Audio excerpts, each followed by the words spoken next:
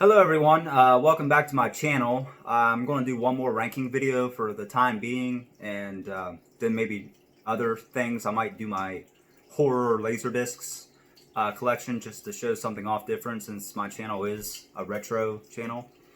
And today I'm going to rank the albums from one of my favorite bands, Ratt.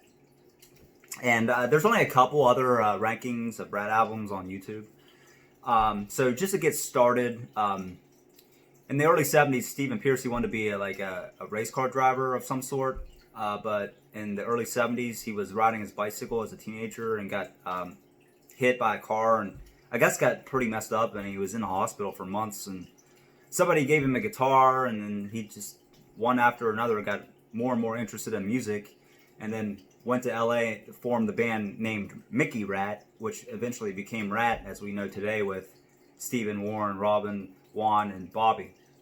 So that's a quick recap of the history. So I'm going to include the Collage, the compilation, and the first Ratt EP on this list because I have them, and I might as well just talk about them because there's not too many albums. There's only 7, so 9 total. And let's get started here with Collage. Collage, I don't like it. It's basically early demos of songs, and a lot of them are like the Mickey Ratt era demos. And the Mother Blues song on here, that's actually was on the Arcade self-titled debut album. A couple years after Ratt broke up in the early 90s, Stephen formed Arcade with Fred Coury on drums from Cinderella. Mother Blues was on that album. And you have the original Top Secret on here from later ported to Detonator, which is a much better version on Detonator. And overall, it's just, I don't really care for it, but if you're a Ratt completionist and a big fan, I say pick it up. It's probably pretty cheap. So that's Collage. Coming in at number 8, and the worst album, as most Ratt fans would agree, is the self-titled 1999 album, self-titled album. And this is only a 4-piece album because Robin Crosby was not with a band at the time, and Juan Croucier wasn't either, so they had Robbie Crane fill in for Juan on bass, and the only other guitar player obviously was Warren. And this album, it doesn't sound like a Ratt album. It's not horrible, but if you're expecting the classic Ratt sound, you're going to be disappointed. It's more like a straightforward rock and blues album. There are some great songs on here though. Over the Edge, they played that when I saw them live, which I couldn't believe it, but it's probably my favorite song off the album. And So Good So Fine's really good. It's the only song that even harkens back to the sound Ratt had in the early 80s. So yeah, and also Tug of War, I like Tug of War. But yeah, that's the worst Ratt album in my opinion. Coming in at 7, it's a tough decision, but I'm going to go with the most recent album, Infestation. When this came out in 2010, I loved it because it reminded me of the classic mid-80s Ratt sound. And then Eat Me Up Alive is a great song. It's one of the best Ratt songs, actually. It's just really great. Best of Me, it's alright. I like it, but it's a little too modern sounding. Lost Weekend's great. It sounds like an 80s song. As Good As It Gets definitely sounds like a mid-80s Dancing Undercover or Reach for the Sky song. So overall, I think it's a pretty damn solid record. There's a lot of weaker songs, but there's also a lot of stronger songs. So I would highly recommend Infestation. Oh, and also Carlos Cavasso took the place of Robin Crosby and Ratt for this album since he passed away in 2002. And on tour, they also had John Corabi, of all people, play guitar as well. I can't remember if, I think when I saw them, they both had Carlos, and they also had John Corabi also in the band. So just a little fact there. So next, I'm going to go with a controversial pick. A lot of people have higher, and that's Dancing Undercover. I love this album, but to me, it's not as strong as the first 2 albums. It's kind of like an album to appease the fans, to hurry up and rush out an album and just put one out. But yeah, Dance was the lead single, which is kind of cheesy. It's not my favorite Ratt song, but Body Talk is awesome. That's one of the top Ratt songs, one of my favorites. It was actually featured in The Golden Child with Eddie Murphy. and also Slip of the Lip. I think that was written by Warren. A great song, and the underrated gem of the album, in my opinion, is 7th Avenue. It's a song nobody ever talks about, but I really, really like it. But overall, it's probably my least favorite classic Ratt sounding album, Dancing Undercover. So that's number 6. Number 5, where'd it go?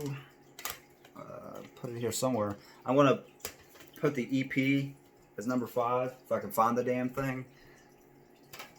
Here it is, Ratt EP. And this is the rawest sound Ratt ever got. And right before Detonator came out, Robin Crosby was quoted as saying that he wanted to make an album that was raw and as heavy as the original album, this EP that is. But the band pushed forward to a more poppy sound on Detonator that a lot of people don't like. I personally do because I haven't talked about it yet on the list, but yeah, it's just Back for More is originally on this. And Tell the World, I think it was the song they put on Metal Massacre, which was the first Metal Massacre compilation in, I think, 83. It also had Metallica on there. And I think with 2 T's instead of 1 is how it's spelled now. And they reissued it 3 times. The first 2, the Ratt was on there. The Tell the World was on there. This 3rd time, they omitted the album, the song for some reason. I guess they weren't cool enough. But anyway, that's just a fun fact. But yeah, it's really good. It has Tell the World, Back for More, the original version, and You Think You're Tough. So I put that as number 5. Coming in at 4 is probably controversial, is Detonator.